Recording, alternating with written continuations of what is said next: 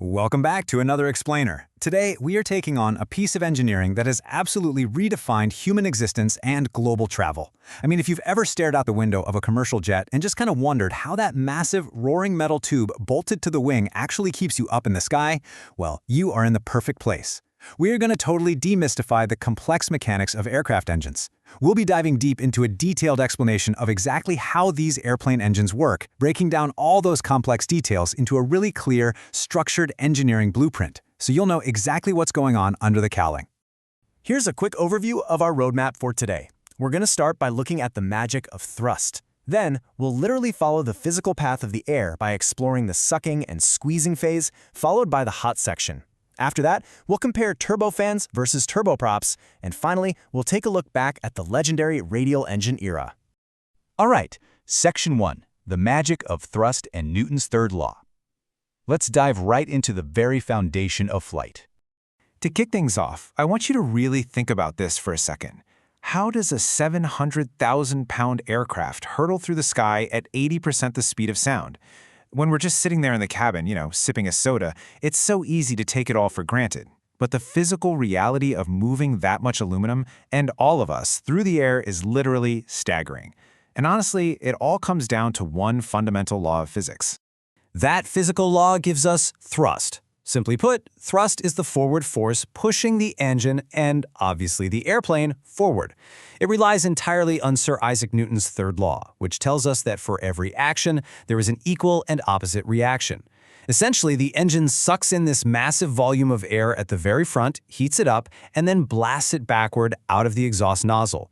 So as those incredibly hot jets of gas shoot backward in one direction, the equal and opposite reaction means the engine and the plane it's bolted to are thrust forward. It's that simple, and it's that brilliant. Moving right along to Section 2, sucking and squeezing air, otherwise known as the cold section. Let's track the physical journey of a single air molecule as it enters the front of this beast. Okay, so the operation of a basic gas turbine engine happens in 4 primary phases: intake, compression, combustion, and exhaust. Now, if you're a car person and you're familiar with a standard internal combustion piston engine, these exact same 4 events happen. But here's the kicker. In a piston engine, they happen one after another in a distinct cycle. In a gas turbine jet engine, these phases happen simultaneously and continuously. The engine is literally always sucking, squeezing, burning, and blowing, all at the exact same time. In the front half of that process, which engineers call the cold section, we have the air inlet and the compression stages. First up, you've got this massive spinning fan that just gulps down tremendous quantities of air. And fun fact, most of these fan blades are made of titanium just to handle the insane forces at play. From there, the air is shoved into the compressor. The compressor is basically a series of fan blades that progressively get smaller and smaller in diameter. As the air gets forced through these tightening spaces, it gets squeezed to an incredibly high pressure. This drastically raises its energy potential and primes it for the fireworks that are about to happen next. Which brings us to Section 3, the hot section, ignition and turbine. Our highly compressed air molecule is fully primed and ready to face the literal heat of the engine's core. Deep inside this hot section, we find the combustion chambers, the turbine, and the exhaust. This is where all that high-pressure air really does the heavy lifting. Inside the combustion chamber, the compressed air is sprayed with jet fuel and ignited.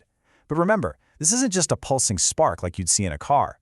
Oh no, this is a continuous, roaring fire that can reach up to 4,000 degrees Fahrenheit.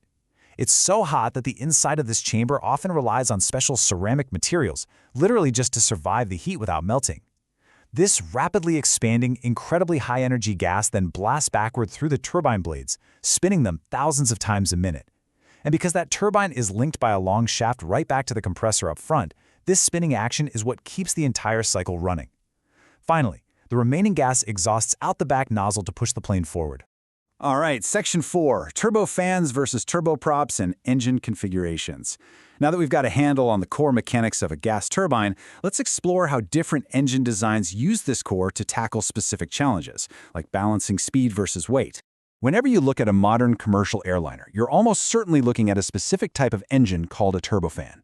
And the absolute secret weapon of the turbofan is something called bypass air. You see, that giant fan at the front actually splits the incoming air into 2 separate parts. While some of the air goes straight into the core to be compressed and burned, a huge portion of it bypasses the core entirely, flowing around the outside through a duct. This bypassing cooler air is basically the magic trick of modern aviation. It actually produces the majority of the engine's thrust. Plus, by sort of blanketing the hot, noisy exhaust air that's exiting the core, it significantly quiets the engine down. It's a total win-win for both efficiency and keeping things quiet. But, what if your mission doesn't actually require flying at 80% the speed of sound at 35,000 feet? That's where we look at the difference between a turbojet and a turboprop. A turbojet is fantastic for high speeds and high altitudes, but it actually kind of struggles to be efficient during initial takeoff and climb. A turboprop, on the other hand, pairs that powerful gas turbine core with a traditional propeller. This solves the takeoff problem beautifully because propellers are incredibly efficient at slow and medium speeds. We're talking generally under 400 miles per hour. They can grab and accelerate a massive amount of air while the plane is moving relatively slowly, which gives you absolutely phenomenal takeoff and climb performance. Now, what's really fascinating here is the mechanics of how the engine actually turns that propeller. You see, a gas turbine inside a turboprop spins at an insanely high RPM, and you just cannot spin a massive propeller at those same speeds. It would tear itself apart. So the engine uses planetary reduction gears.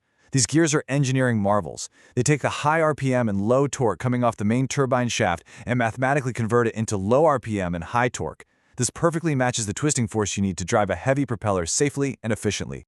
Thanks to this clever design, the FAA actually highlights 6 major advantages for turboprop engines. First, they are remarkably lightweight for the sheer power they produce.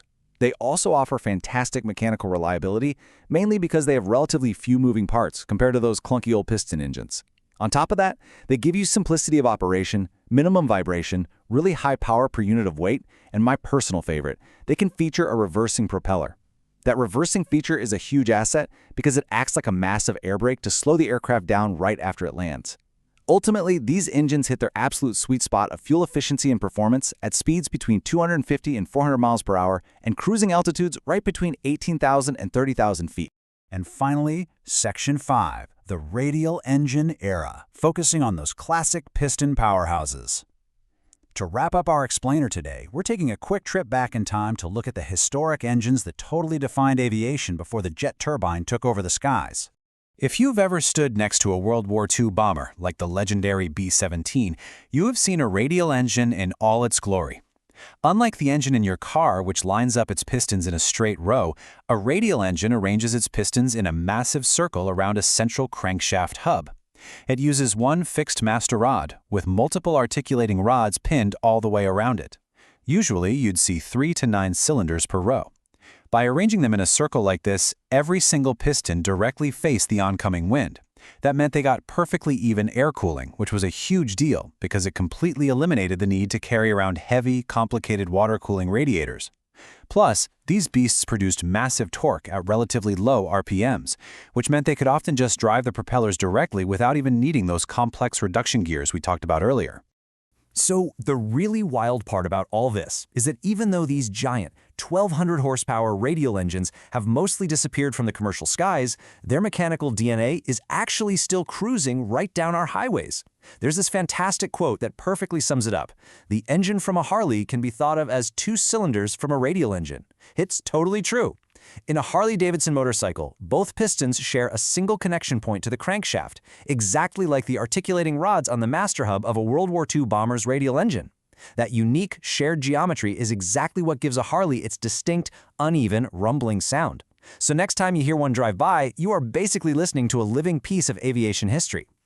Which really brings us to our final thought for today.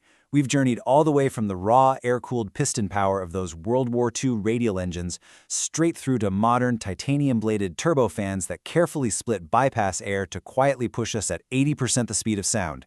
The evolution of flight is just this incredible, ongoing story of mastering pressure, temperature, and thrust. So the next time you look up at a plane streaking across the sky, ask yourself, what is going to power the next evolution of flight? Because as engineers keep pushing the absolute limits of material science and fuel efficiency, you know the next great leap is just on the horizon. Thank you so much for hanging out with me on this explainer. I really hope you walk away with a deeper,